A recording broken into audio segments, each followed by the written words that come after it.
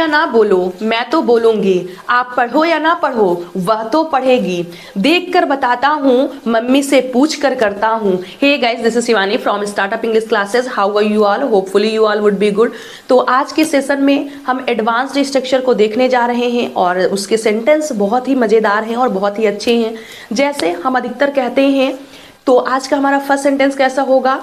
जो हम अधिकतर कहते हैं कि तुम करो या ना करो मैं करूँगा, वह वहाँ जाए या ना जाए मैं तो जाऊँगी, तुम मुझसे बात करो या ना करो मैं तो करूँगी। तो ऐसे सेंटेंसेस को इंग्लिश में हम कैसे ट्रांसलेट करते हैं और इसका स्ट्रक्चर क्या होता है, तो आज हम इसी को सीखने वाले हैं। और आज का सेकेंड एडवांस इंग्लिश का स्ट्रक्चर होगा और उसका सेंटेंस होगा, जैसे हम कहते हैं सुनकर बताता हूँ, मम्मी से पूछ कर करता हूँ, या फिर घर पहुँच कर तुमसे बात करता हूँ।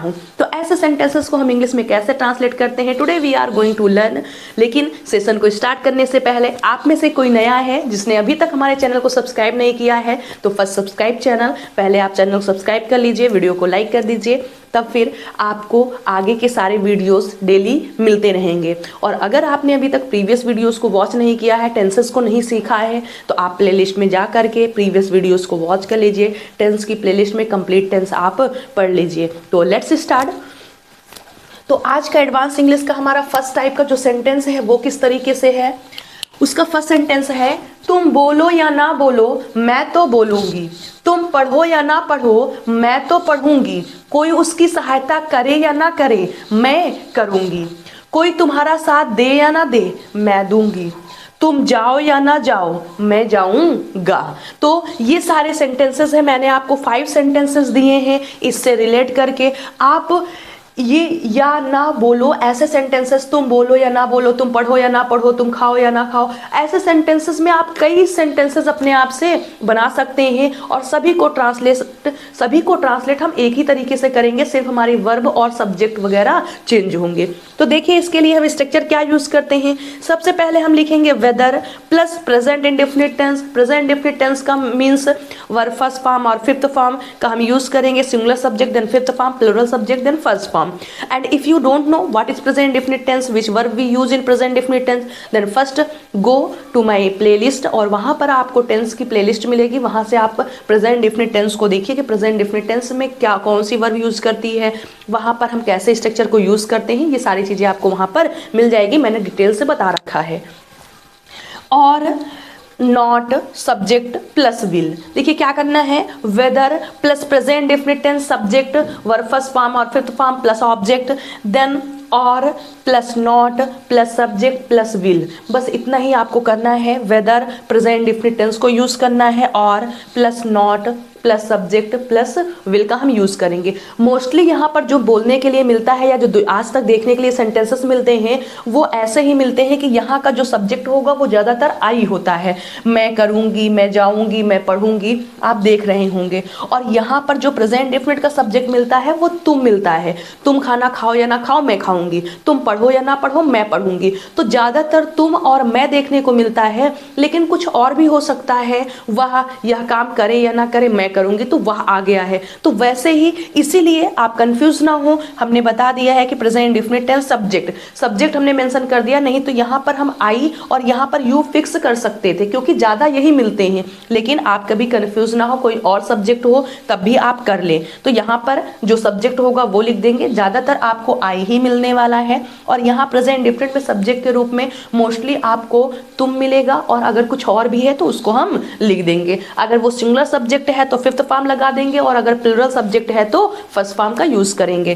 प्लस और नॉट करने के बाद सब्जेक्ट प्लस विल का हम यूज कर देंगे। और आज का हमारा सेकेंड स्ट्रक्चर है, और सेकेंड स्ट्रक्चर का सेंटेंस कैसा है, देख कर बताता हूँ घर पहुंचकर बात करती हूँ। मान लीजिए रास्ते में है, किसी का कॉल आया तो आप बोले घर पहुंचकर मैं आपसे बात करती हूँ। पूछ कर बताता हूँ, घर में किसी ने पूछा कि मम्मी से पूछो घर में ये है, तो आप बोलते रुको मैं मम्मी से पूछ कर बताता हूँ। लिख कर दिखाती हूँ मिलकर आती हूँ। तो ऐसे सेंटेंसेस को हम इंग्लिश में कैसे ट्रांसलेट करेंगे, तो इसके लिए हम स्ट्रक्चर यूज करते हैं I will plus verb first form of verb after verb ng form plus other word. I plus will का यूज करेंगे, वर्ब फर्स्ट फॉर्म का यूज करेंगे, इसे आप और नाम से बोल सकते हैं, प्लूरल फॉर्म या बेस फॉर्म भी आप बोल सकते हैं। तो I will plus base form of verb या फिर फर्स्ट फॉर्म ऑफ वर्ब, दोनों के एक ही नाम है। जैसे हमारे कई निकनेम होते हैं स्कूल का, घर का, तो वैसे ही वर्ब के फर्स्ट फॉर्म के भी कई नाम हैं। Plus after plus verb ING form means fourth form of verb, ING form हम यूज करेंगे, प्लस अदर वर्ड्स का यूज करेंगे जो कुछ होगा, और अगर नहीं होगा तो नहीं करेंगे। Let's translate into English. First है तुम बोलो या ना बोलो, मैं तो बोलूंगी। First whether present definite tense तुम, you speak or not. Present definite tense or not, speak आया है क्योंकि यू जो है वो प्लूरल है, तो और नॉट। सब्जेक्ट मैं, आई विल, बस आगे आपको कोई भी वर्ब वगैरह को मेंशन नहीं करना है। Whether you speak or not, I will. अब आगे ये अंडरस्टूड है कि आई विल स्पीक, जो वर्ब है वो सेम वर्ब अंडरस्टूड है यहाँ पर, इसलिए हम नहीं लिखेंगे। तुम पढ़ो या ना पढ़ो, मैं पढ़ूंगा। Whether you read, present definite tense or not, or not. Subject means मैं, I will means I will read, read जो है वो अंडरस्टूड है कि वो वहां पर लिखा हुआ है, मीन्स इसी सेंस को यहां पर हम ले लेंगे। कोई उसकी सहायता करे या ना करे, मैं करूंगी। अब देखिए यहां पर हमने सब्जेक्ट को चेंज कर दिया था फॉर कन्विंसिंग यू ऑल। कोई, first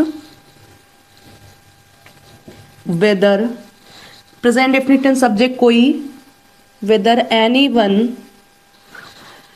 present definite tense singular subject उसकी सहायता करे या ना करे, whether anyone helps him or not,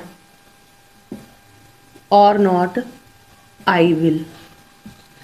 देखिए एनीवन जो है, जितने भी आपके इंडिफिनिट प्रोनाउन होते हैं, someone, somebody, anyone, anybody, no one, ये हमेशा सिंगुलर की तरह यूज होते हैं। इनके साथ में हम हमेशा सिंगुलर की वर्ब यूज करते हैं, तो ये सिंगुलर है इसलिए हमने क्या यूज किया है, हेल्प्स। इनका यूज सिंगुलर की तरह होता है, आगे की क्लासेस में आपको मिलेगा। तो हेल्प्स हो गया है, फिर ऑब्जेक्ट आया है, फिर और not plus subject I plus will का हमने यूज किया हुआ है।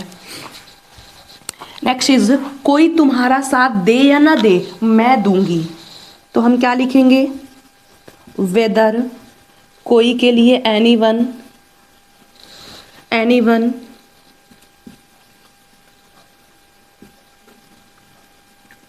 Anyone accompanies. देखिए अकम्पनी का मतलब होता है साथ देना, और कंपनी का मतलब होता है सिर्फ साथ। तो एनीवन अकम्पनीज यू, तुम्हारा, you, or not I will. Fifth form of verb according to subject. तुम जाओ या ना जाओ, मैं जाऊंगा। मान लीजिए आपके फ्रेंड के यहाँ फंक्शन है, कोई आपकी फ्रेंड बोले हम नहीं जाएंगे, तो तुम जाओ या ना जाओ लेकिन मैं तो जाऊंगी। तो ऐसे सेंटेंसेस आप बहुत ज्यादा यूज करते हैं बोलने में। तो क्या लिखेंगे हम, weather you go or not I will. तो my are dear students, I hope कि फर्स्ट टाइप के सेंटेंसेस आपको अच्छी तरीके से समझ में आ गए होंगे। नेक्स्ट इज देख कर बताता हूं। Firstly we have to write I will first form of verb बताना, आई विल टेल। देख कर बताता हूं, I will tell after verb ING form देखकर, after seeing, I will tell you after seeing. Next is घर पहुंचकर बात करती हूं, means I will verb first form बात करती हूं, आई विल टॉक आफ्टर पहुंचकर, आफ्टर रीचिंग होम। पूछ कर बताता हूं, तो सबसे पहले आई विल टेल, पूछकर after asking, after asking. Next is लिख कर दिखाती हूँ, first I will, verb first form दिखाना show, I will show, after लिख कर, आफ्टर राइटिंग।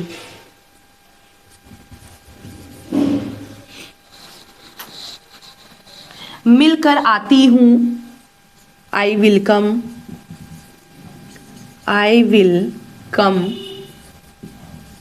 आफ्टर मिलकर, मिलना होता है मीट, तो एनजी फॉर्म आफ्टर मीटिंग।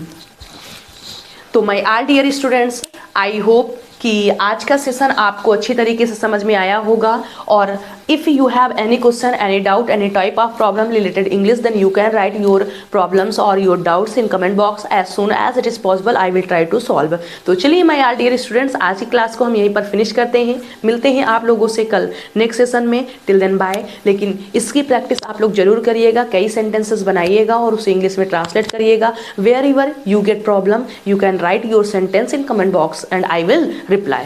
तो चलिए मिलते हैं कल। Thanks for watching.